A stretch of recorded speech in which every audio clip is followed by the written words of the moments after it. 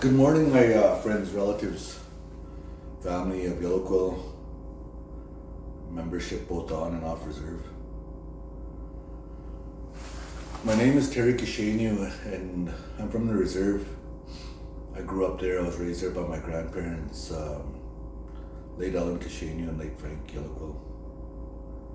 You know, it's beautiful growing up back home. I miss it as I get older. You know, I miss being home and just missing that old way of life, the way it used to be, where people would just visit and, you know, be kind to one another.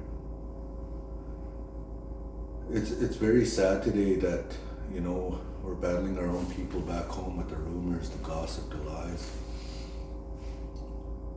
and how toxic our people really are and can't even see it.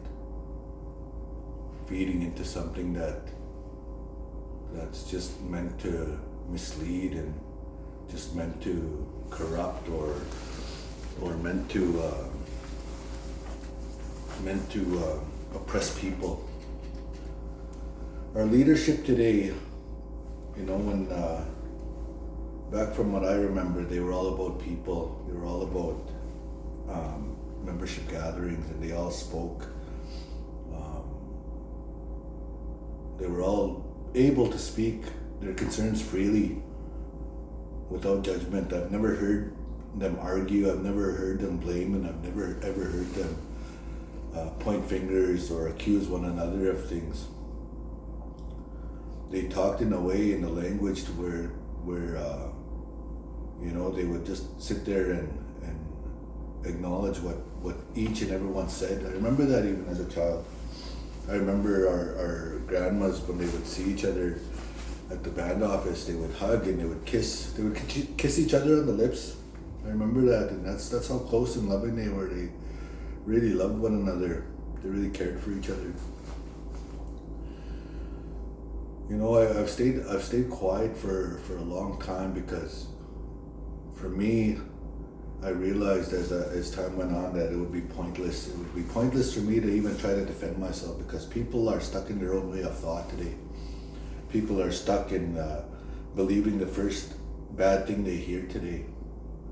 You know, regardless, even if we presented the truth in front of them, they would still find something to lie about or make that a lie. That's how toxic our reserve is. That's how toxic that chief and council today has caused that division amongst our people. For what? You know, for a title, for money, you know, to travel. Before you start judging and thinking things of me, I'm gonna explain everything, and I hope you guys all understand what I'm saying, because what I'm gonna talk about is the truth. You know, people can lie about me, people can make up things about me. And, you know, at first that really bothered me, because I worked hard to help our people in the best way, even if it was people who didn't like me. But I'll get to that anyway. My point is, you know, it doesn't bother me what people say anymore, because I know our Creator knows the truth. I know what I know. I know what I've done. And I know what I didn't do. So back when I was, you know, I quit drinking many years ago. I've been sober since. You know, last night somebody called me and said there was a rumor going around that I'm close with Larry Kashane and that we do drugs all the time. That's very untrue. You know, I'm a family man. I'm sober. I'm all about culture, ceremony, and that's what I do. I help people in the best way that I can and learn. I don't claim to know everything. I don't push culture on people.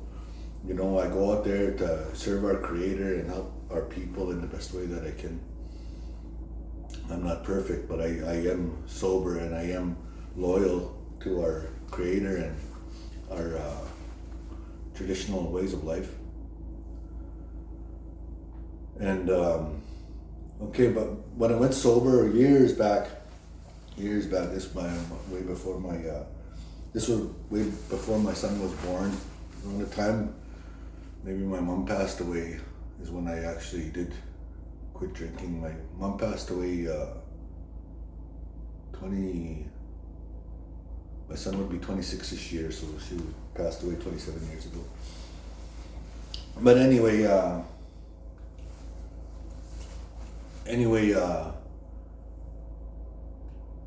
that's when I really changed my life around. That's when I really started going back to school. I went back to work.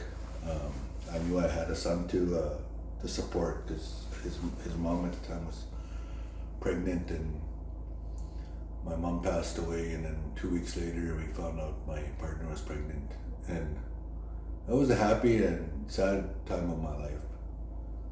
But I worked hard to change it, and to start working, to start being a supportive dad and doing things for my family. So I did all that.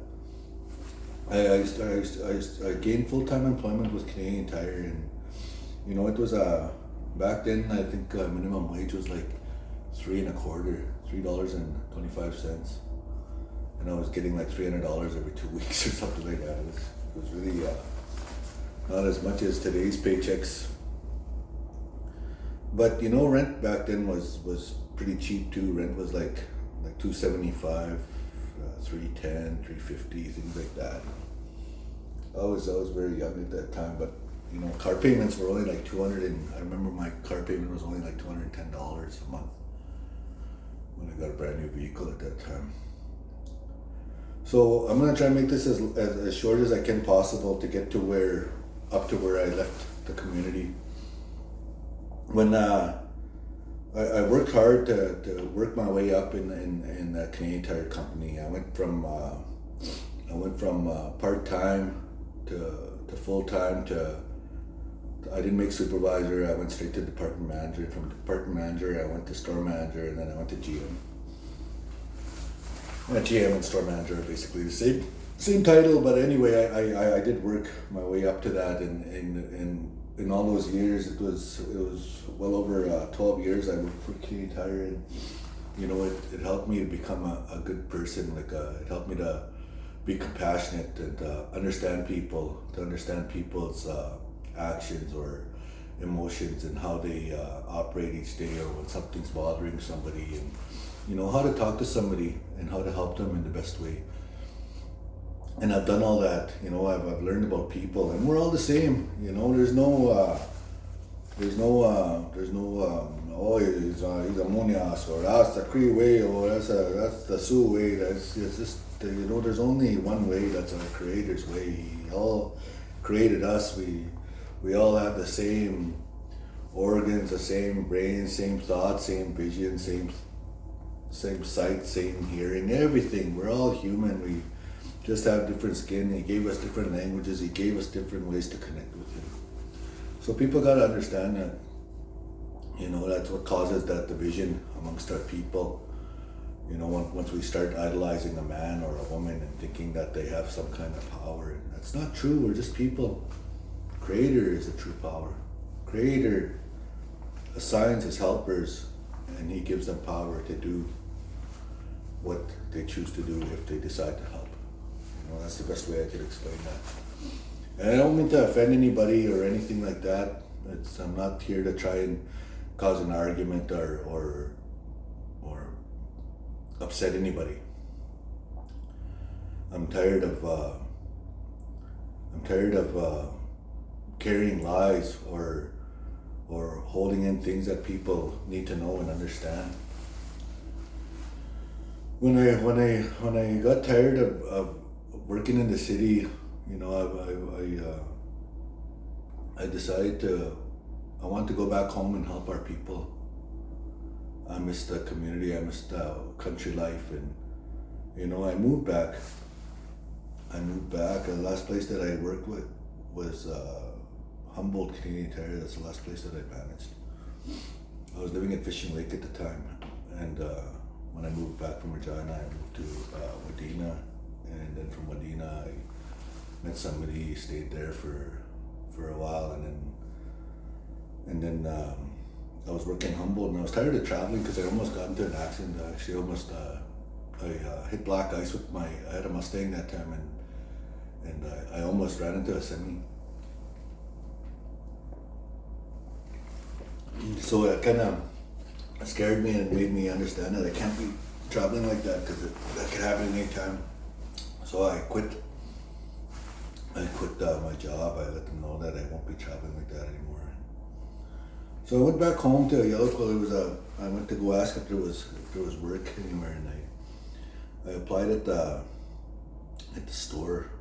There was the only job I could find was a post office clerk. So, and I was getting paid like $500 every 2 weeks. My car payment was $550 and plus insurance, so it was I was barely making ends meet. But I worked to try and be patient because I knew other opportunities would come.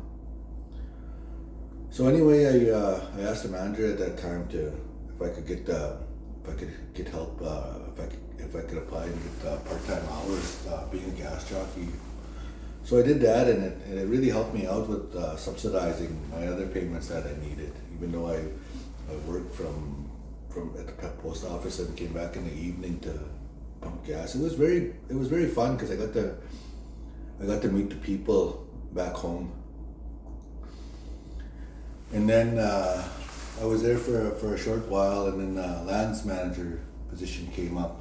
There were 2 applicants, me and another member, one of my relatives, and I applied.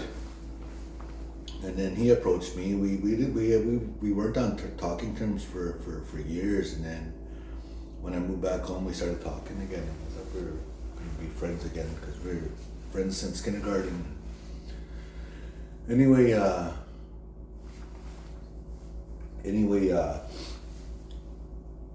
there was that position came up. He come and asked me if I applied, and then on interview day, he said, "How do you think you're gonna do it?" I said, "I don't know. I'm gonna, just be straightforward and honest. And if I get the job, I get the job. But if you get it, good for you, right?" So he said, "Yeah, if you get the job," he said, "if you get the job, then no hard feelings. We're still friends. I won't hold it against you or anything like that." So we went for our interviews, and then after I was done the interview, I got back at the post office, and I got a call maybe about maybe a half hour later saying that I was selected for the position. So my relative again and my friend since kindergarten come in and asked how I think that. He said, "How do you think you did?" And I said, "I did all right. I did pretty good. I just sat there and explained my work history and my education and everything, and what." And then I already knew that I got that position at that time. And he said, "So do you think you'll get the job?" And I said, "To be honest with you, I just got a call before you walked in saying that I got the job and that I was selected for the position." And there was this look on his face. He just turned red and like he got upset. And he hadn't talked to me since again after that, which is sad and unfortunate because I thought we moved past things and we were friends again. But oh well, that's his choice. I'm not gonna hold that against anybody or anything. People are responsible and it's up to them on what they choose and how they choose things in life. So I respect that. Anyway, I was lands manager for I think 2 years. 2 years, and I was going to school within those 2 years, university for lands management, agriculture, and bioresources, and that was really hard. That was really a hard. That was a really hard thing for me and many people that come from across Canada that came to that program. But it was a 4-year course, all put into 1 year. So there was a lot of studying. I can see why a lot of people couldn't pass that, but there was a lot of studying and commitment involved in that to be able to pass that. I mean, the lands manager before me couldn't pass it either, and he's got a university education, so I don't know how that was. Maybe maybe just wasn't focused enough. I don't know. But regardless, I passed it after a year. It was after that in 2014. No, 20. Okay, I was a store manager. Did I get to store manager yet? No, lands manager. When I went to lands manager, I was in, I think 2010 to 2012. And in 2012, I graduated at the university for that agriculture, lands management and bioresources was called. It was called our Arlen program.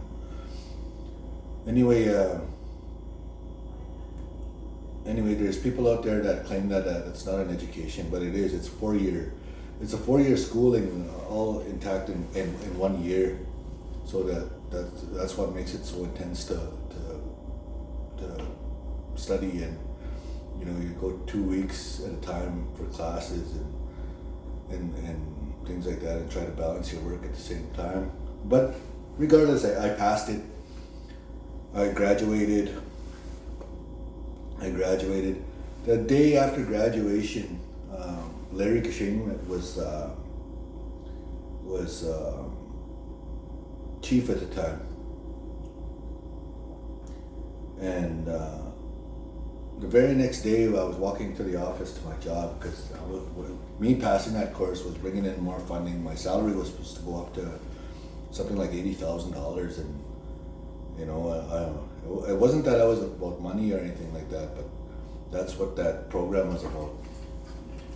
So anyway, when I was walking to the office, Larry was chief at the time, and Lauren was director of operations at that time, and they were standing outside waiting for me.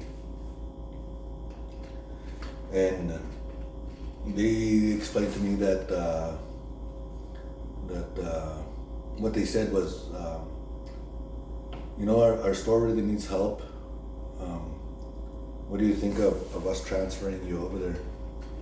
And so, I didn't really care where I was put. In fact, the store, I was more knowledgeable in the store and in that field at that time. So I didn't hesitate to even say yeah. I said, yeah, you know what? I told him that. I told him, why are you transferring me now? Like, I asked him that, and he said, well, Blaine wants to come back. He wants to be the lands manager again, and he's leaving Winners Farms, and he wants his position back. We think you'd be a better fit at the store. And I said, I agree with you, and I said, I'm not here for money. I told him that I'm not here for money, so even if you just pay me the salary at the store, I'll be fine with that. Okay, and then I started the store that following week, and it was so hard there. It was so tough. But a good manager will go in and observe, and he'll watch and see where all the flaws and what's going wrong, what they're doing wrong, and what needs to change, and why it is the store is operating this way and that. And when I was offered that store manager position, it was tough at first, because we had to how they were getting subsidized, where they were getting like $25,000 or $50,000 from our SIGA dollars, and I was thinking that shouldn't even be. A store should be operating by itself with all the revenue that comes in there.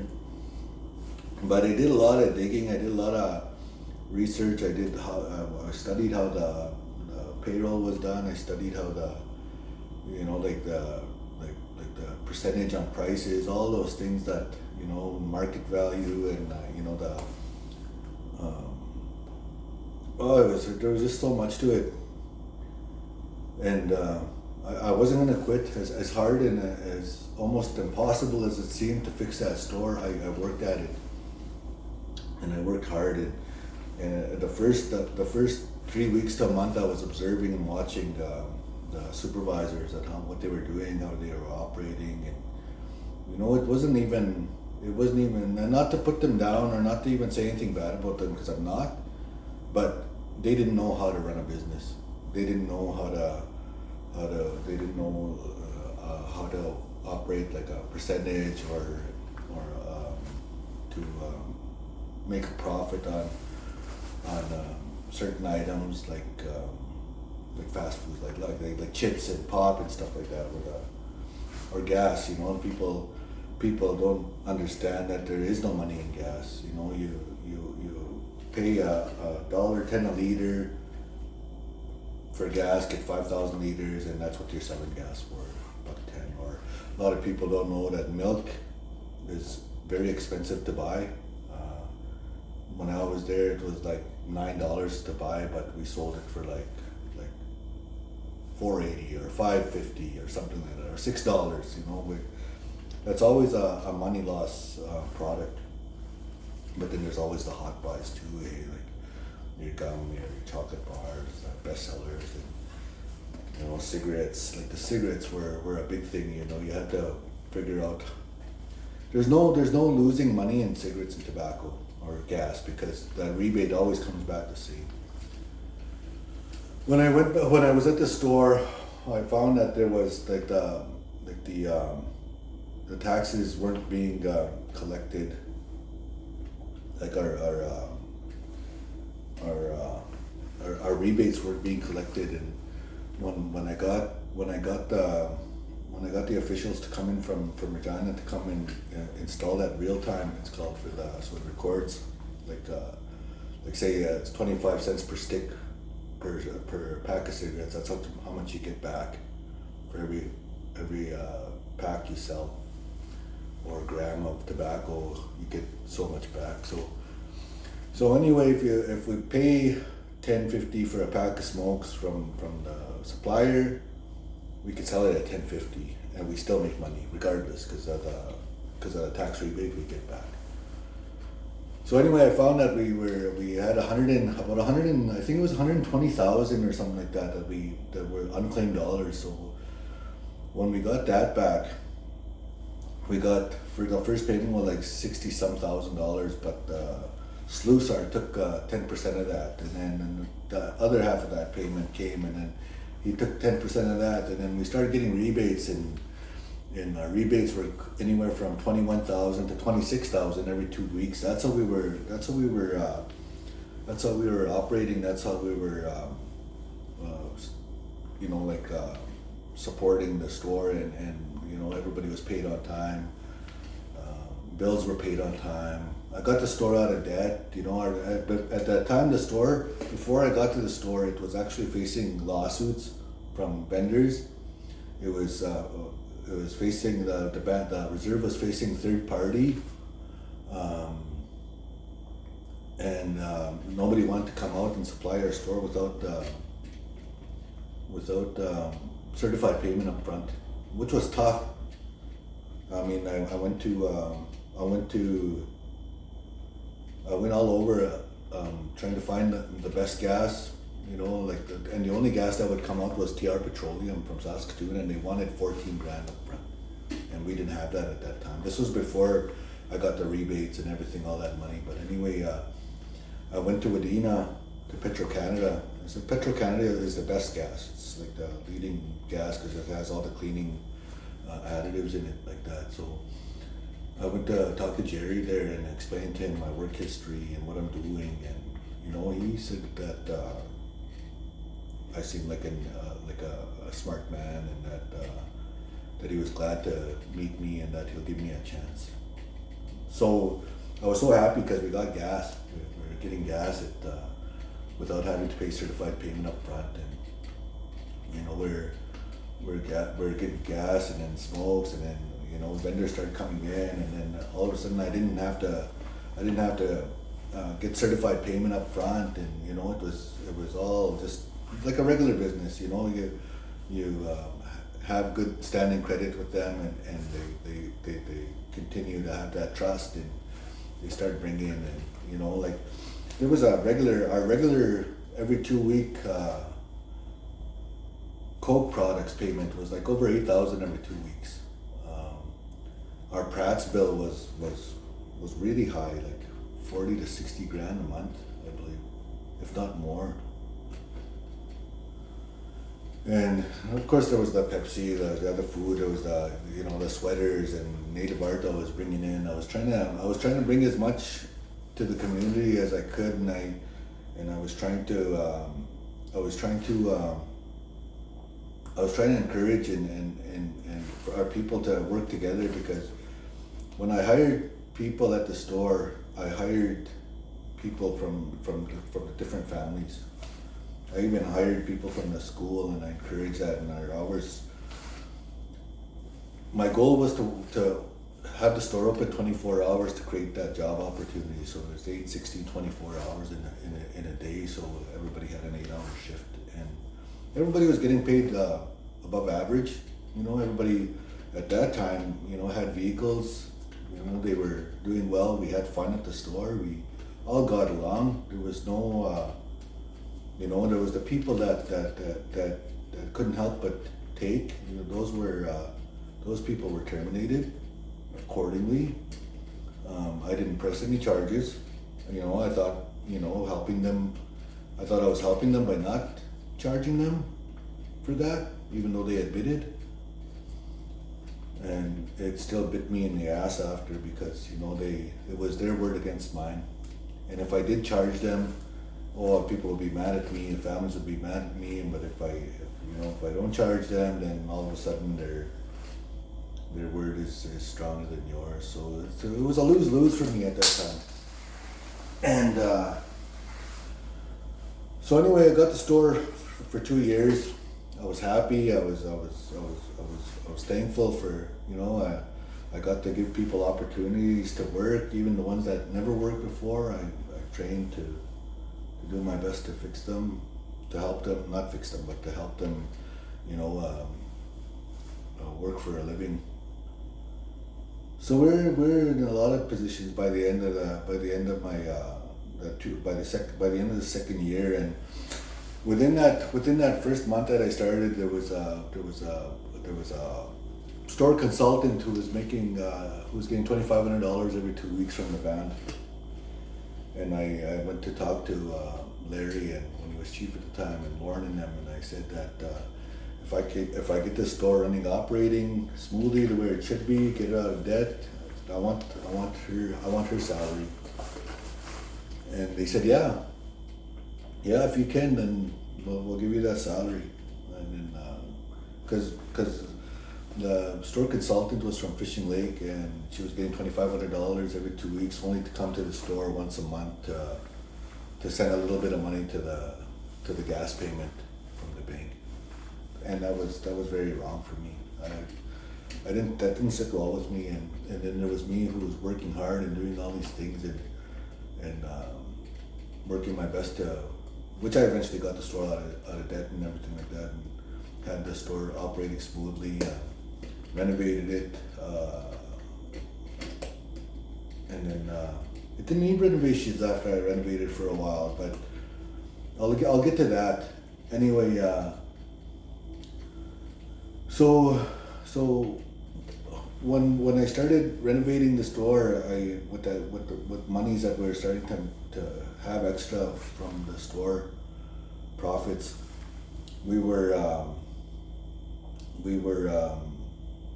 the post office outside was always known to get broken into from there. People had all the time in the world to break into the store. And so I brought the mailboxes in, because eventually I was gonna have the store open 24 hours anyway, was my goal. So the post office would be open and accessible to everybody. So anyway, one day I was out back there. There was money that always had to be deposited for the post office, and so I was sitting back there and adding up the little bit of dollars that were always back there for each month for the post office. And you know, I heard Larry coming. He was chief at that time. I was standing back there, and then I heard another counselor coming. There was a female counselor at the time. And they were talking, and then all of a sudden, Chief Larry at the time, when he was chief, he says, He says, I think it was a mistake hiring Terry here. And then the other counselor says, why do you say that? And he was like, well, he's doing too good of a job. What if he tries to run for chief? And then the other counselor just kind of chuckled. But I know that he was serious because I heard that for myself. He didn't know I was back there. I never mentioned it. And even though I supported him for that term before, you know, I was new to the reserve at that time. I didn't understand politics or anything like that. But anyway, that really hurt me because it made sense too, because they kept on avoiding me, because after I got the straw out of debt after that year, they were avoiding me to give me that salary. And I only had that salary after it wasn't very, I didn't have that salary for very long, like people say. I heard one guy saying, who actually ran for council last year, an elder, saying that I was paying myself $2,500 every 2 weeks. That's not very true. You know, I went through the committee process and I went through the chief and council process to get that. And when we got our committee, because the committee was actually getting paid from the store, it wasn't getting paid from the band funds. So anyway, the portfolio counselor at that time agreed that, you know, and explained, you know, it's the chief that doesn't want you to have that salary, but we have to honor that agreement that they gave you, and he said, go ahead, we'll make the recommendation to give you that salary, and because Janelle's no longer working here, and she's not needed, so there's that, you're obviously paying, the store is doing good, so that salary was coming from to pay Janelle was coming from the SIGA dollars, which isn't supposed to be used for salaries and things like that. SIGA dollars are meant for culture, for elders, for youth, sports, recreation, things like that. That's what that agreement was for those SIGA funds. But anyway, at that time, when I got that salary, you know, I was happy to get that salary because it was tax free, and it actually made me work harder. And I was at the store every day, unless I had to go to meet with either Pratt's wholesale or the government in Regina in regards to like the rebates and stuff like that. Then I wouldn't be at the store. I remember there was only one First Nations First Nations store manager conference. That was only a one-time thing. But those were the only times that I never showed up, that I was never at work. And you know, I was there every day. I watched everybody. Like I seen who came, who wasn't at the band office, and who was, because I would have to go there too to get checks signed, because there was always needed 2 signatures. And you know, there's no way somebody can steal anything, because you know, I was accused of that, stealing from the store, which I never ever had my hands in the till. The only time I touched the till is when it was operating, and I would fix it. We never ever reached anything until the cashiers were always responsible for their cash flow. They were responsible for their cash outs. They were responsible for the deposits. I look next morning, make sure everything adds up, and take it to the bank, and they do the deposits. And that's how it was. That was to keep myself safe from being accused of stealing. I never. And that's how it was. That's how I learned that the Canadian Tire stores and that we were never to bother any kind of, like, put our hands in the till. Or the only time we did anything was when we did the deposits and that. So that's how I learned, and I was really good at the store. It was very easy for me, because going from a big box Canadian Tire store to a little store was very simple. Anyway, I was happy with my job at that time, because I know the term before I ran for council, but I can't remember, like somewhere around 12 or 15 votes short of making council for my first time running at that time. And I was proud of myself. I was happy, like it made me see like the people really did you know, care at the time, or supported me, and I was thankful for that. But anyway, when we election time was coming, I was there okay, 2012 to 2014 election time was coming. And then all of a sudden members are coming into the store election year. They're saying, what are you gonna do after elections? What do you mean, what am I gonna do after elections? Well, there's a few counselors out there promising your job to somebody else if they get in. It's like, what? No way. And it's like, yeah, they're saying they're gonna get rid of you and they're gonna give them that job. Well, because the store was going so good, hey, and it made sense. Anyway, it hurt my feelings because you would think that a leadership and management would be supportive of something operating so well, but they weren't. They were more focused on themselves. They're more focused on getting to where they needed to be and they want to be, and they make these promises to people to gain those positions. Because in my experience, being on leadership is pretty much a license to print money. And how I say that is because there was always things coming in from the fax machine. I'll use this as an example. Leadership would go to the fax machine every morning. They'd go through the faxes and they would read through them. And there's a conference in BC or Calgary or Manitoba. Go to the back to finance and say, make me a check for this. I'm gonna go to that. Give me travel and meals, hotel rooms. That's it. That's done. It's so easy it is to get money. Simple. So I could see how greed can easily take over somebody if they're not wholehearted in helping their people. But anyway, when my job was being threatened, I didn't want to leave the reserve. Well, I didn't want to leave the community. I was living in Rose Valley, but I didn't want to leave because I was at home. Eventually, I wanted to make my way home to get a house, and even though I was offered houses, that I turned them down because I was always. I knew for a fact there was other people that applied before me, so I didn't find that fair. So anyway,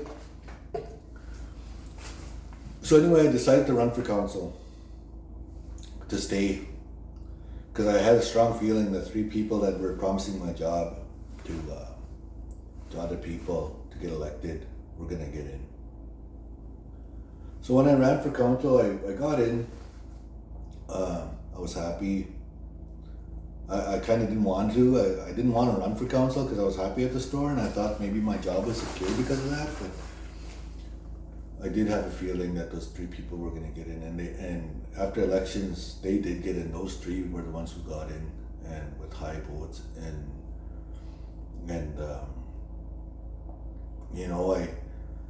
when I left the store, I was sad. I tried to fight for the portfolio to keep the orders coming in for my name to be used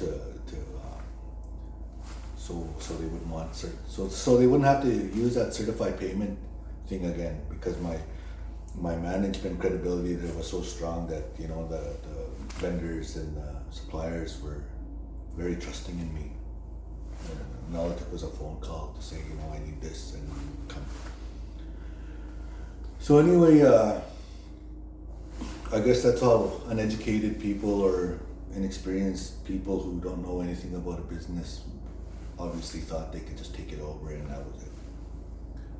So they pushed me. When I got into council, I was given the housing, health, and the urban Regina. So then I went to I looked into housing right away. That was the very first thing, because I know that's a hard program. It's the lowest funded program, and it's sad that the dollars that housing gets each year is like just, I think, a little over $250,000 each year, maybe even 200,000. It might be more now, but it's around that area back then. And a majority of those dollars go to the insurance of the units on the reserve, and that's why it's so tough to get any kind of help on the reserve for housing. Plus, you got to maintain your house yourself, anyways.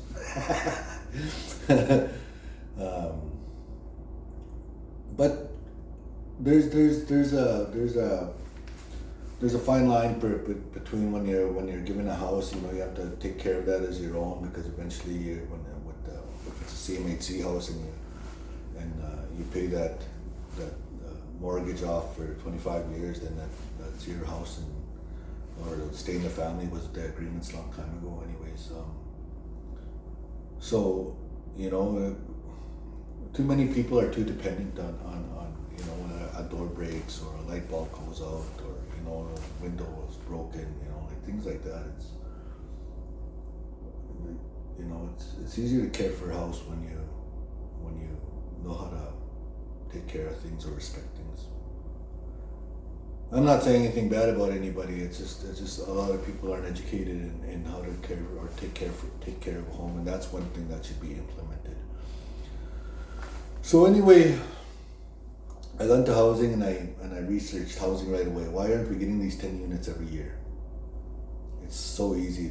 I read up on it. It was such a simple process that you do the application, and then as long as you're in good standing, like you don't owe anything, and you have that $80,000 reserve that comes in each year, stayed in that account with the CMHC, like that account, that housing account. If it's in there and you do the application, because Jerry Hitchings actually, when she was at CMHC, she's the one who walked me through everything. It was so simple. So we qualified right away, because I went to Don Morshan. I called him and I said, hey, that $80,000 reserve, you freeze that, don't let anybody touch that. And when I went to the back, I already on the phone with the director of operations, already saying, what do you mean you froze that? Who told you to freeze that? I knew what he was talking about, and I looked at him and I said, I just called Don to freeze that. That's supposed to be for housing. Oh, okay. So he was already trying to use it. They were transferring that CMHC reserve money to something of their own. I don't know what it was they were doing all those years, because I never got to that. But anyway, it was a simple process. We got 10 units right away. So the deadline was coming when I was getting everything prepared to take to CMHC here in Saskatoon, and Shauna was the interim housing coordinator at that time. And anyway, I asked her to fax these. By the time I get there, we'll have the original. I have the original documents with me. Fax these. She'll accept these faxes. I said these fax documents. She'll accept these, and I have the original. I'll get there by 12:15, because the deadline was at 12. So by the time I got there, Jerry come walking to the front, and I said, please tell me you got those faxes. And she says no. She says, no, I never got those faxes. What? I was so upset. I had the originals. We were only like 10 minutes late, and she said, by law we can't even accept that. And if it was up to me, I would, but I can't. We have to go strictly by the book here. So I was so disappointed that the person that was supposed to do this work, we lost out on those 10 units. So, and then Jerry explained to me, because I was so upset and so saddened by that, because that was the first time, getting into council. It was so easy to get housing, and then all of a sudden Jerry says, well, on the bright side, we can use this application to get the next 10 units. So I was like, really? Yeah. So okay, well, let's do that then. So then we got 10 units after that following year, and one day we were having a housing meeting. I was so happy that to tell the housing committee that we were getting 10 units, and then hold on a second here. Alright. Pretty soon, yeah. So anyway, sorry, that was housekeeping. But anyway,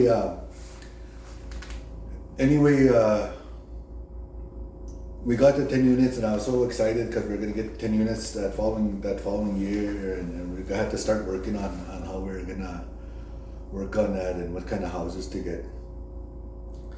So I walked into the band office, and I walked in there, and Councillor Pauline was in there, and Councillor Joey was sitting in there at that time. So I walk in, I go, "Oh, hey Joe, what's happening? You just sitting in?" And he looks at me and he goes, "No, you're not on housing anymore." I go, "What?" I said, "I didn't miss a meeting. The only one who can remove me from the portfolio is a chief, and he's never told me nothing." "Well, go talk to him downstairs." I was like, "Really? Are you serious?" And he said, "Yeah, you're not on housing anymore." So I went storming downstairs. I went to the chief's office, and I go, "Bull, did you take me off council? Did you take me off housing?" And he goes, "No." "How come Joey's saying that I'm off housing?" "I don't know. I never took you off housing." Well, all of a sudden Joey's saying that he's on housing. I was like, "I know what this is. He's just bullying me out of there because he wants to get credit for getting 10 units." I said, "That's okay. Let him have it. They'll probably just bring it right down anyway. I don't want anything to do with that. I'm not here to work." And so anyway, Bull at that time gave me a different portfolio. And it was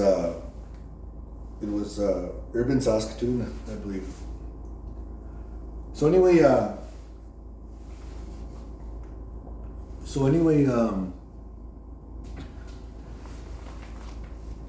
was so disappointed in that, but I went to Child Family Services, was one of my portfolios in the health department, and so I started doing research on that, and then I started looking into family cases, and I started. There was a lot of shady stuff that I found out about people who were actually working in those departments that then hadn't done a thing about, and I never touched files. It was very sad because our children,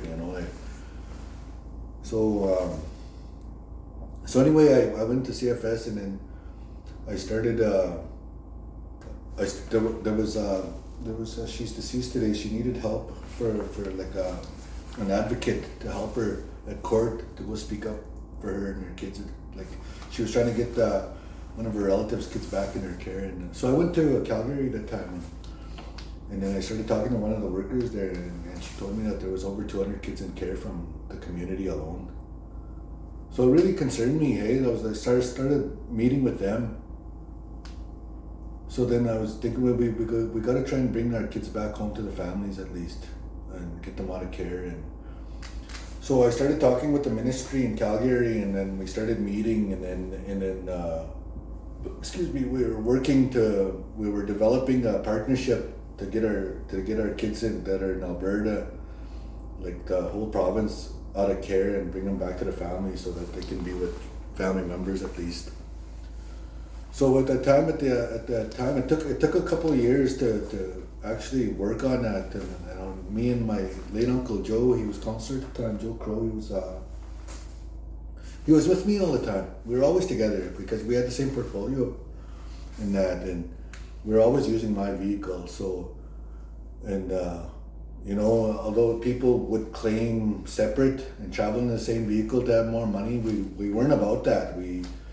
I said, I'll claim Joe. I'll give you whatever the half you need.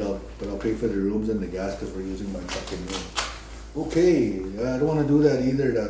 That's not right, hey? When people do that, and I said, no, I don't understand how people could live like that each day. Like double dipping or whatever. So anyway, that year there was a community member who was going around showing off my remunerations and travel money, and it was about $110,000.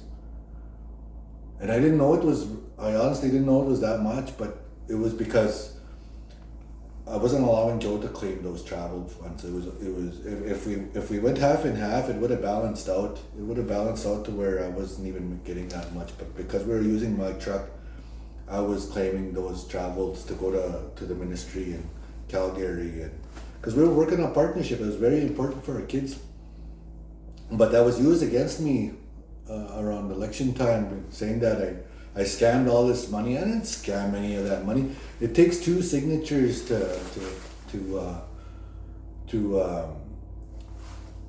get something approved, and I've never ever got any kind of feedback from the chief and council saying you can't do this. But in my reports, chief and council meetings and that, I'm explaining what I'm doing, and there was never anything that you can't do that and things like that. So me and Joe were basically on our own all the time, because we never got along with the chief and the council, because it was always an argument.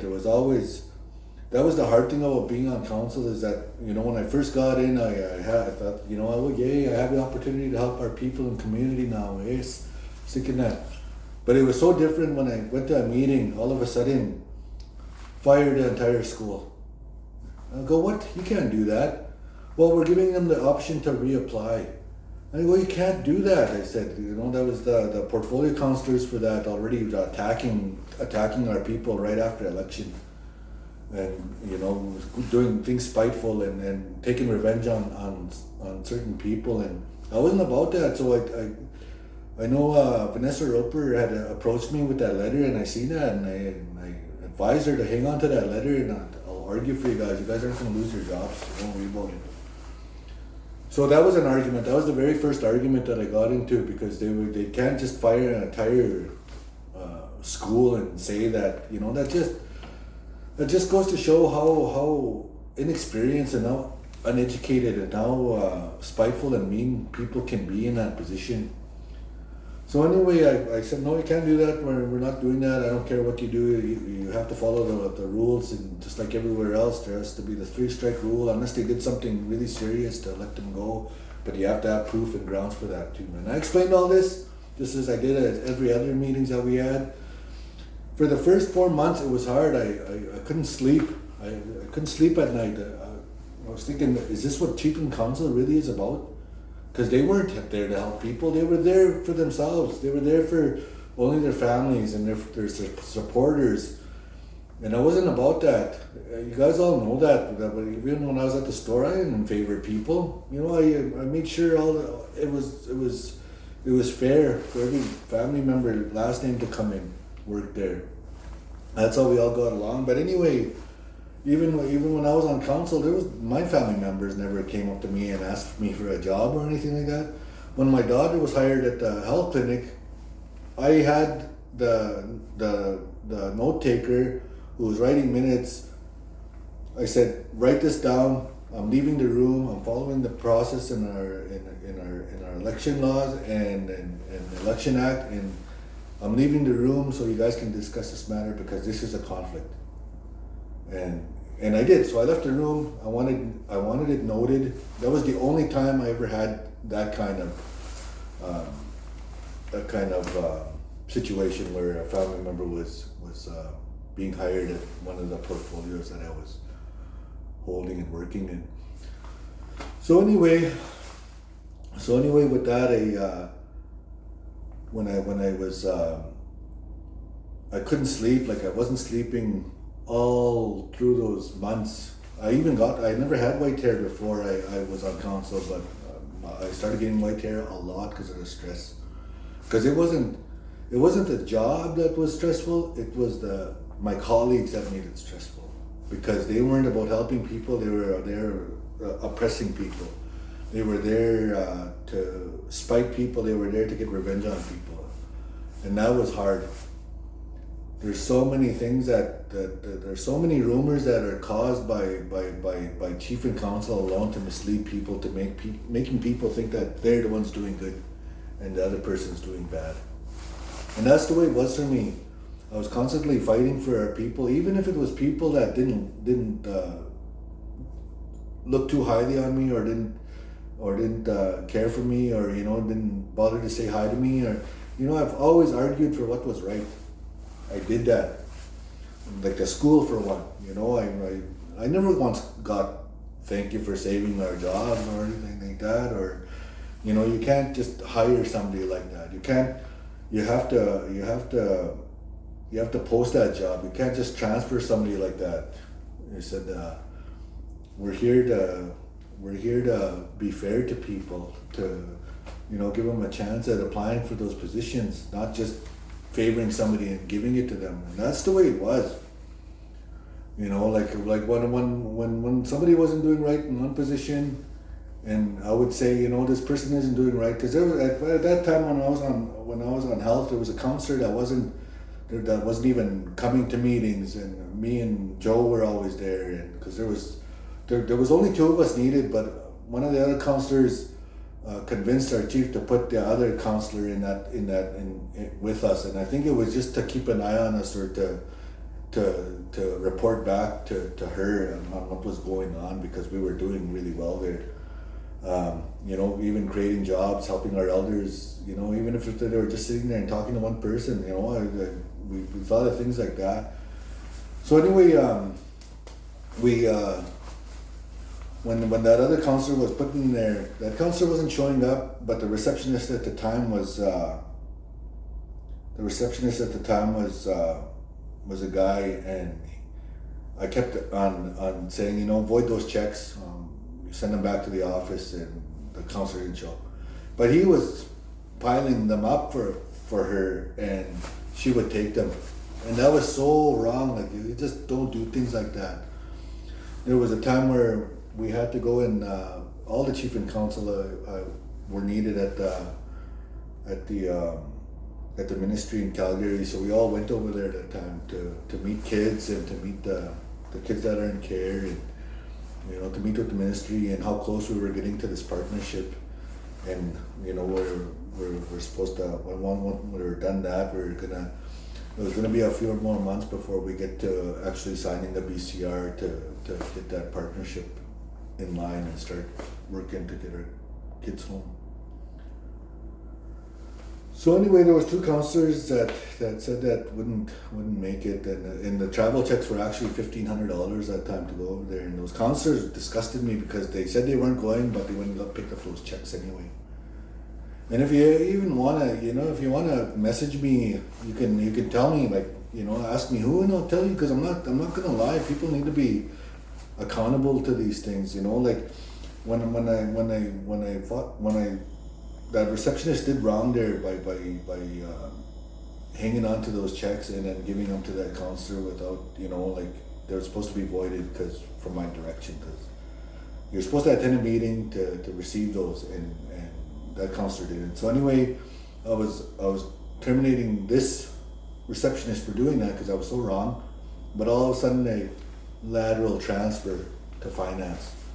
To where the worker didn't even know anything, didn't even have an education on or background on anything like that. So, but yeah, he was a Machistinic too. So anyway, it's sad how things catch up, because that person, and I was so against that person to get kids in his care, because there was just that wasn't right. But there was two council members that pushed for that. And those two council members should have been held accountable for what happened to those kids that were in this care. I'm so disgusted by that still today, and one of them is still over there. Like, wow, it's just. And then just because they identify as a different gender doesn't mean that it changes what the damage they've done to that child for the rest of their lives, or children. It's just not right. But anyway, I was used when I was during council. It was always a constant battle. For example, when I got in as council, we met with Holdings. There was so much shady things that went on in Holdings, and we didn't like that. For one, Holdings was supposed to only have board of directors, and those board of directors were supposed to be changed every 2 years to different members, so they all have that fair chance of sitting on those boards. They weren't supposed to get paid full-time salaries as they were when those lands payments. Because I was on lands that time that $11.5 million came back from the taxes we were paying on those shortfall acres where the TLE lands are now. We got those tax dollars back. But anyway, that money was supposed to come to the reserve, but instead it went to Saskatoon, and all of a sudden Ron Waddington and his crew were running that. We found out there was $13.5 million in U.S. stock markets. You know, me and Joe and even Pauline asked to bring that money back and bring it back to the community and start helping with housing and people's needs. But Ron said, no, I think we'll just leave it there. Right, Chief? He says. And Chief looks at me and he said, we're just going to leave it there. It was like, holy smokes, you guys are supposed to be helping people. Like that $11.5 million was supposed to go back to the reserve. Like, so all of a sudden these guys are getting full-time salaries and you know, by the time their contracts were coming up, because they're getting in 2-year contracts, and you know, the boards that were sitting there, I didn't get along with after, because you know, they weren't being fully honest, they weren't being upfront about things, they were, you know, they were being protected by the chief, because the chief was getting that I'm not saying was getting it, he gets another salary from holdings. And when I asked Larry how much did the chiefs get from holding salaries, he said $2,300 every 2 weeks. I go, what? Holy shit, that's like 4 salaries for people. And, you know, the chief already gets freaking salary back home. Not to mention the $5,000 they get from STC per chief's meetings. A lot of people don't know that. A lot of people don't understand how much that chief really makes. The only thing in our in the INAC remunerations that are online, that's only INAC funding that's supposed to be posted there. We don't have to post STC, and they don't have to post the holdings or any other organization that money's come from. It's just the INAC dollars that have to be there. So that's why it always looks like the chief and the portfolio counselor who is in holdings, who also gets another salary, the same as like chief. I don't know if it's the same amount, but when I was on council, I asked Joey, and because Joey was a portfolio counselor at that time for YQ Holdings, and then I asked them when I found out about the salaries. I said I have to ask you guys not to take those, because that's not right to be getting paid from the reserve and then getting salaries from here. And that's the people don't know about that. I said, if you're gonna do that, then get the people's permission. But I strongly disagree. You don't do that, because we're already getting paid from Indian Affairs. And then Joey looks at Bull and says, well, Chief. And then Bull says, no, Robert Whitehead put that there when he was chief. It's gonna stay like that. So I was like so disgusted how far back that actually went. So then anyway, with that holdings, that was so disgusting on everything that wasn't being disclosed, and how they were, you know, you're supposed to get permission from the membership to spend so much money, and the way they were doing it at the time, even back at the time of Larry's, they would have they'll have a meeting in the boardroom, and whichever members were in there, there would be a 50+1 vote in there, and that's how they were getting away with spending so much money like that without the people's acknowledgement or acknowledgement. So it was really shady stuff. Like, the people need to know all this and what I went through, and how, you know, what I fought for, and the things that I tried to do right. When people try to do right, they get attacked, and all of a sudden they get talked about, so the truth doesn't come out about these people.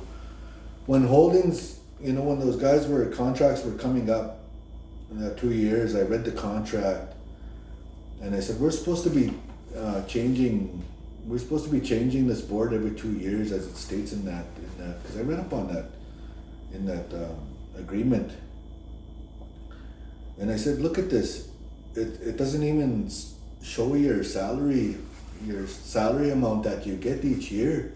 Like, I looked at those contracts, like it was just renewing their contracts for 2 years without letting anybody know how much they were making. So they were making over 6 figures. And by the time I said, no, I'm not signing this, there's no amount of what we're actually paying you, because you could be paying yourselves anything. You guys could be well off, and we don't know that. So In fact, I want an audit. I said, I want what you guys are making. I want you to show the people so we can start reporting that to the people. All of a sudden, they were threatening to resign. Bull was upset about that because he was more worried about his salary. To me, that's what I thought anyway. Because he was getting a bunch of money from there, was travel, honorariums, that salary. And once those audits come out, you're gonna see how greedy people are. Even that time when Joey was a portfolio counselor for when he was for holdings, he was carrying around that checkbook, writing checks to people like it was his own personal bank account. And he's supposed to be a ska bear, and he's out there drinking and partying with people. Like, all these things that people, they're supposed to, when they talk about creator or working for creator, they're not supposed to be living that kind of lifestyle and drinking drugs and touching that stuff. You're supposed to be straight for him. People are just so misguided and just think just because they do a certain thing, they can do whatever they want just because they have a certain position. But that's not loyalty. That's not love for our creator. When they drink and do all that stuff and then go work at a ceremony and say, "Oh, I'm untouchable. I can do whatever I want." That's all nonsense. So anyway, these things in holdings and that, it really opened up a lot of garbage. Eventually, those people all resigned because obviously they didn't want to get found out because they were scared that audits were actually going to come out at that time. And I was happy for that because they shouldn't have been there in the first place, or they should have at least followed the rules and followed everything on how everything was gonna to follow that agreement. But they never once did come to Yellow Quill or to the membership to get permission to spend so much money. So anyway, those are some of the things that I went through. I fought for the store just to try and keep that store operational as smooth as it was going. They didn't want me there. They thought they could take that over and get credit for it, just like the way they pushed me out of housing when I got those 10 units or those 20 units. The first 10 units were sabotaged. The next 10 units I was taken off housing because they wanted recognition for that. When I tried to fight to keep the store, when I got taken off the store, when I became counsel, there was rumors saying that I was getting paid 2 times or whatever, and then there was another rumor saying that I called the vendors and suppliers to stop servicing the store, which was very untrue. I only called all the vendors, the gas suppliers, and let them know that I was no longer in charge of the store because I didn't want to get my name ruined. I didn't want people to mess up my name, and to let the vendors know, because that's what you're supposed to do. So anyway, when I let the vendors know that I was no longer in charge of the store or had anything to do with the store, they all wanted certified payment, and they all sent letters and emails saying that we had a good relationship with Terry. We are sorry he's no longer there, but because of the previous and past history with the Yellow Quill store, we want certified payment before we service it again. So the portfolio counselor was actually Donna Poorman at the time. She wanted that store so badly, so she did, and she took it, and she did what she could with it. Months down the road, she says, "Oh, I don't want the store anymore. People are talking about me." So it was unfortunate that it was only inevitable that it was going to happen like that, and with somebody coming in there with no experience on how to run anything like a store and business. But anyway, Joey said he would take it over. So now all of a sudden he has this power. He's using holdings dollars to renovate that store from what it was. It cost over $500,000 to renovate that store to what it is now. Because why? I don't know. I know he never ever got permission from the membership to spend that much, because you're supposed to get permission on, I think it's $250,000 or $300,000. You're supposed to get permission from the membership to spend that amount. But he never did that. They got away with whatever they did and what they were wanting to do to try and make people believe they were actually doing something. And that's just it.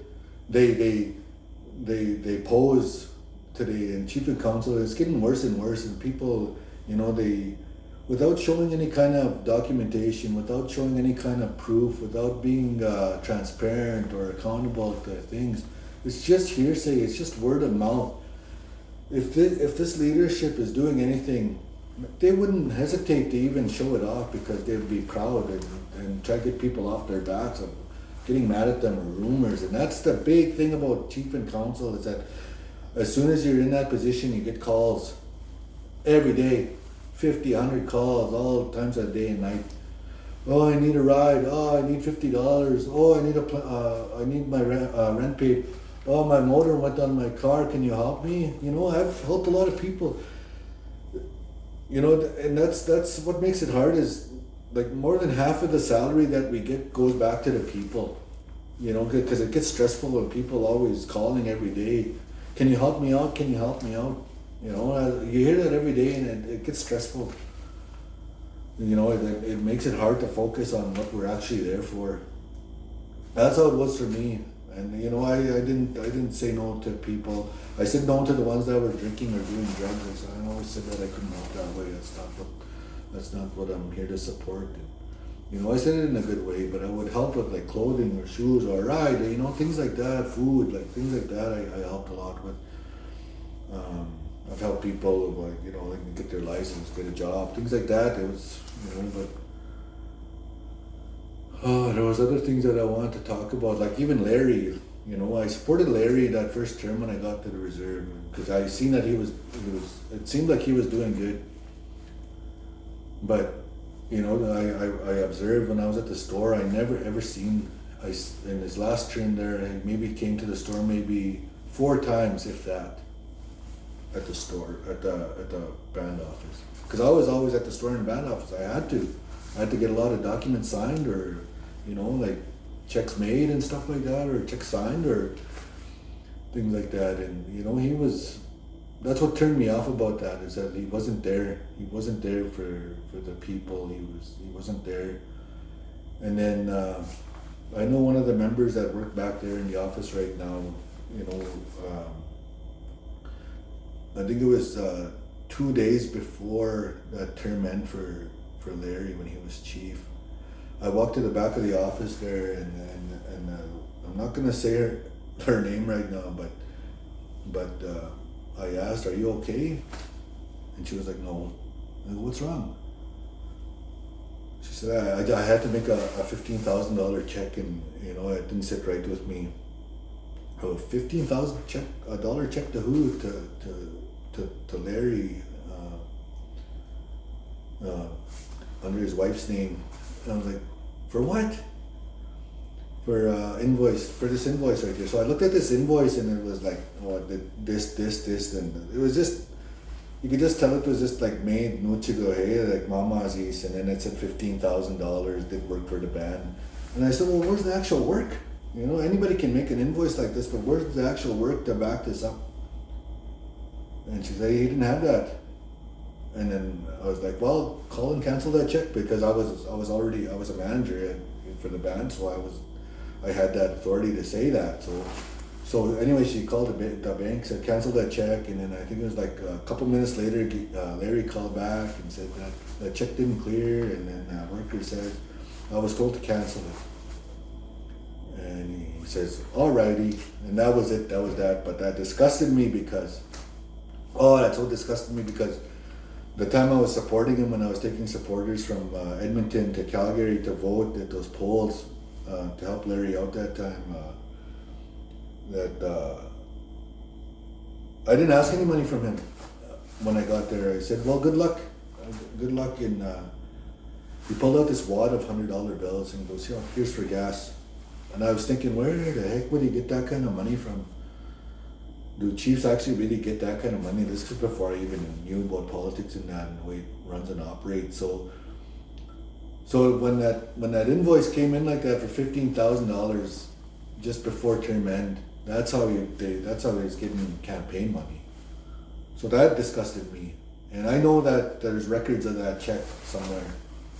I know there's ways that can prove that, and even if that lady that's working back there could even verify that happened, then I would appreciate that too, because I'm not lying about any of this stuff that I'm talking about.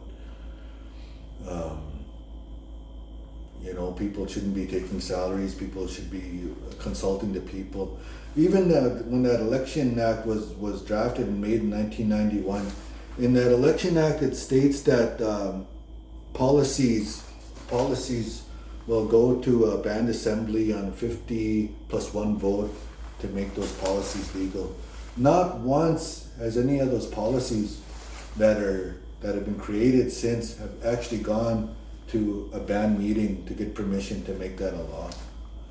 So in all reality, all these policies that are floating around out there that just go to the committee level and chief and council level, those are all illegal. Those are all null and void. Those don't mean anything. So I wouldn't listen to those. They have to go to the people, because the people are the electors. The electors are our bosses. Those are the ones that help create that law. It's their votes, just as like in elections, that that make that those policies law. I may be opening, starting something, but a lot of people need to hear my side of the story, the truth on what I went through, because my term as a council member, there's so much other things that I could explain that I went through, and it's all not good. It's me and Lake Joe Crow fighting against everybody else. It was always a battle. Like, for example, Marty Kashania was a bus driver for over 30 years. He was coming to a salary grid raise, and he was getting, I think, 52 or 55,000, something like, it was over $50,000 anyway for the 30 years he was working there. And Donna Poorman was suggesting that we terminate him, and I was saying, why? And he said, he's been a loyal bus driver all his years. He's done that for so long. That's his main job. And she says, but he's going to get all that money. And I go, well, wouldn't you think that he earned that after working all these years? No, well, I'm going to take this to the membership. And I said, go ahead. That's not going to change anything. You got to have a good reason on why you're terminating him. Just because you don't want him having that much money. That's not helping people. That's sabotage. That's jealousy. So anyway, there's things like that. I even though it was a conflict at that time, and I explained that, I said, Marty's my uncle, and there's nobody else here that's gonna argue for him, unless we take this to the band meeting. But I said, as a council member and as a leader that I was elected here for to fight for the people, I have to say, you can't do that to my uncle. You can't do that to him. If it was anybody else that was driving for 30 years, it'd still be the same. It's not just because he's my uncle, it's because of his job and how long he's been there for, and how loyal he's been, and how he's earned that, and that's his main job. I said. So anyway, it was things like that, and it was very sad, because I never ever spoke about things like this. I never ever told my side of the story on the things that I went through. Like, even when I got in as council, there was already a job promise to, if somebody didn't make a council, and that was Selena. Selena was promised that job by the director of operations at that time. He got in as council, and no, he didn't get in as council at that time. He didn't make council that time, and anyway, she was promised that director of health, and I said no. She's just because was a counselor doesn't make her qualified to run that department. And I said that we have to follow the process and post that position and get somebody who's qualified and to run that store or run that clinic. So anyway, there's a bunch of things gone wrong. I had a lot of issues with her when I was at the store when she was a council, trying to come give me shit. But I knew my role, I knew my rights, and I knew how to handle myself. And I never ever took the chief and council's crap or anything, because I knew that they would. I even went into the meeting and stuff when they accused me of not being at work. I was always at work all the time. It was just because one of the councilors there wanted to get his wife back into the store. And when I went to that store too, there were charge accounts for like 8,000 and 4,000, and nothing was ever done about that. And there was credit cards that were scammed, and there was accounts for the 8,000, 4,000. Nothing ever was done of that. Like things like that. Like you got to hold people accountable regardless of what who they are and what they do, because they're taking opportunity away from a community member or a child or a grandchild. Things like that people don't think about. They use the children, they use the elders when election time comes around, and they always make all these promises, and after election they just forget about the people. And it's like that every year. I don't understand why you guys just don't start smartening up and start choosing who's best gonna suit and lead this community.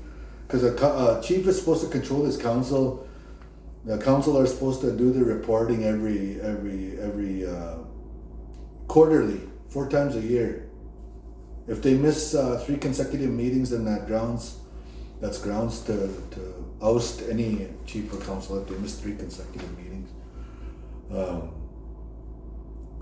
And 1 year they didn't even have any meetings, and they were still but the thing is, our election act really prevents us from doing a lot.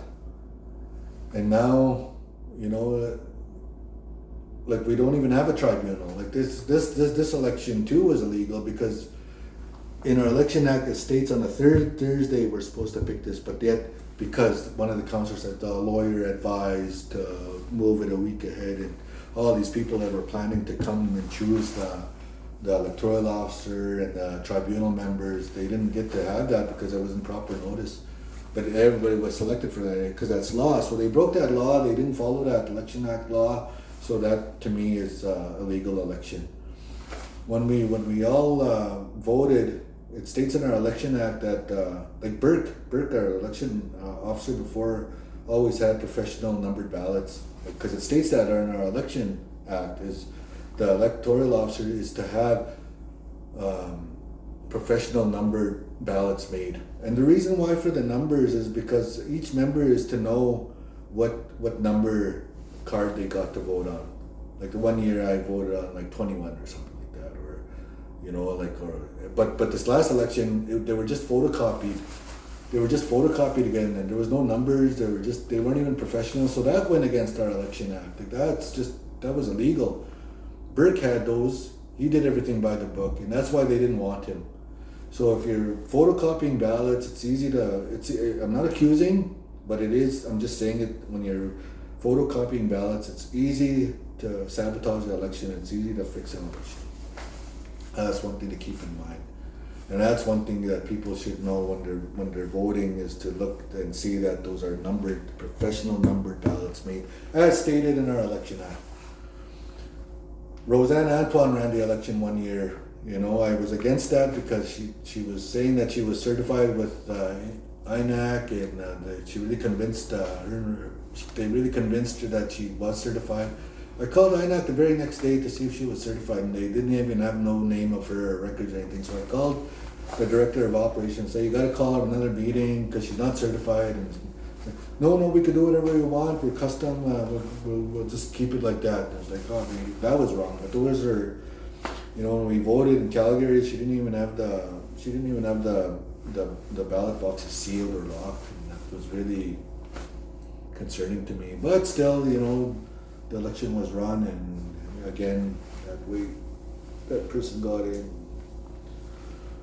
So, we gotta start thinking about our people, like the future generation.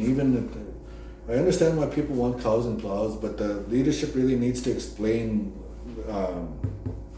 or fight for that agreement that we're not signing anything away. Because in that cows and plows agreement, it states that, and this is for people who are educated should actually know this, is that it states in that election act that that it's giving permission to the government to take the lands when they deem fit. So it's meaning that, saying that if a fire ran through the reserve, they can easily come in and say, you know, these lands aren't deemed fit to live, so you know they can seize the lands. That's why it's so dangerous to take that, because that was the whole plan, that was the whole goal, and the way the Prime Minister was working to take away our treaty rights and start getting taxes and start paying taxes and you know things like that. And you know it takes loving, concerning leaders to actually know all this and to teach their members this. So for me, I'd be against that cows and plows until we can. And you know what? Getting 25 or the one councillor, Charlene, last term or said that we got to think about the future. So we're planning to give the membership $2,000 each and $1,000 for the next 2 or 3 years. Like that's just like a slap in the face to our people. I spoke up on that, see, and I said, no, you know, that's not their decision, because it's the people's decision. The people are supposed to be involved in this cows and plows agreement. They're supposed to be notified. They're supposed to be asked for like permission, and they're supposed to have their input and all that stuff. A membership needs to do to be involved in that. They have to be involved in that. There's supposed to be a negotiations team, which they don't even have. They have to have that. They don't need a lawyer. The only one who stands to make anything from this, and from what I understand, is our band lawyer, not the chief and council lawyer, but obviously it seems like to be the chief and council lawyer.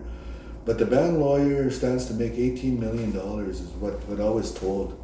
Anywhere from $12 to $18 million. And that's the only person that's going to benefit from that, because that will last a lifetime or 10 lifetimes, you know. And when our people get this little bit of money that they're promised, you know, they're gonna hold us off till just before election now, just so that they're gonna use this as a campaign strategy again, like they did the last time, you know, using cows and plows. They got in, nothing, no word of nothing from that.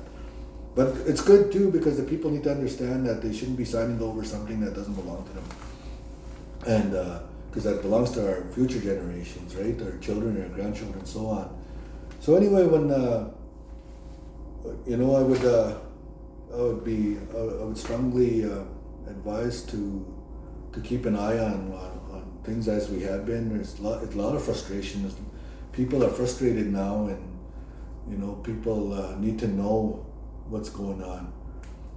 And why I posted this video and tried to explain, there's some things that I forgot because there was just so much, but I explained just a little bit of what I went through. I wanted the people to hear my side of the story rather than, you know, all these rumors about me. Like last night somebody called me and said, I'm close friends with Larry, that we do drugs and things like that. I don't do drugs. I haven't done drugs the only thing I smoked was weed back when I was like 14. Like that's the last time I've ever done that. And, you know, I quit drinking long time ago. Like, holy smokes, guys. You guys gotta smarten up and quit that. Talking down and talking about people isn't gonna do you any good. The only thing it harms is yourselves and your loved ones, because that comes back. Baton, win. You know, they always said to be careful what you say and what you talk about, because once that leaves your mouth, you know, there's no taking it back, and then it's gonna travel the world, come back, and then you don't know what kind of energy it picked up by the time it hits back. So, you know, start thinking about how our ancestors and our grandparents, how they raised us, and how to love one another and care for each other and work together. You know, they didn't waste. The way it's going now, it seems that they wasted all their time and energy with us, raising us and all this stuff like that to try and be there and try to say what we have left. But with all this fighting and all this division that's being caused by people who are elected to help our community stay strong, You know, it's only weakening it, and people are dividing, and people are talking about each other. You know, there's, you know, relatives are living with each other, having kids with your cousin. You know, that's not right. People say that.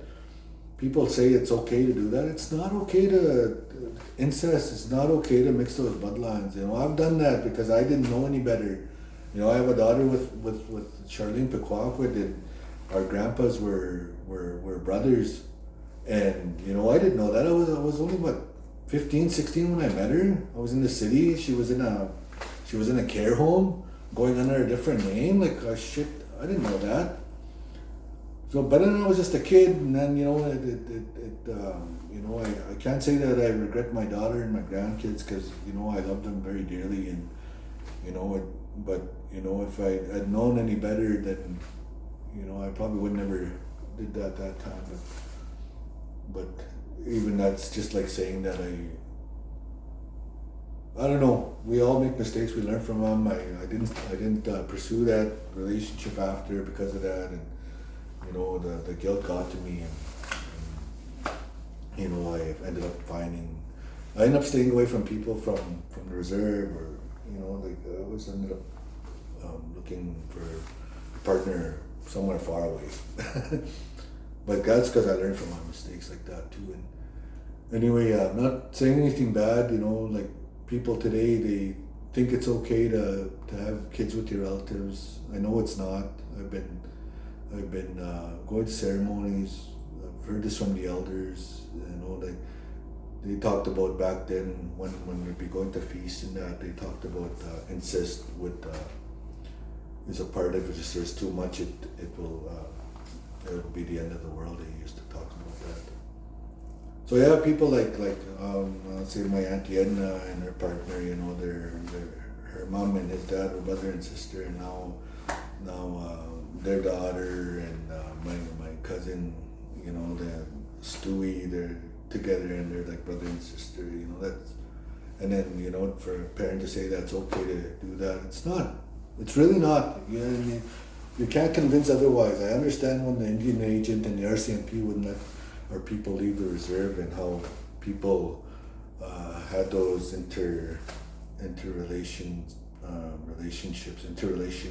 relationships, or whatever they call them, and why people had well, they didn't have to, but they started seeing each other. But after there was no Indian agent and no RCMP, and we got to go everywhere, and, you know, people are still saying that it's okay to be with your cousin when it's not. I'm not trying to offend anybody. I'm just saying, you know, like, we have to all smarten up now. We're not here for very long. You know, there's kids or grandkids that are going to be suffering. We're going to have nothing to fight over pretty soon, and then all of a sudden people will be crying around. People will be forced to live in the city. There's already homeless people out there. There's already people that have passed away that could have got help. There's even one concern about how people are having jobs on the reserve, and it's true. People have jobs on the reserve and don't work, you know, and that's that loyalty that one video talked about, corruption, of how chief and council are loyal to their supporters, and they promise them jobs, they give them jobs, and they don't have to do the work, but as long as they're getting that travel check.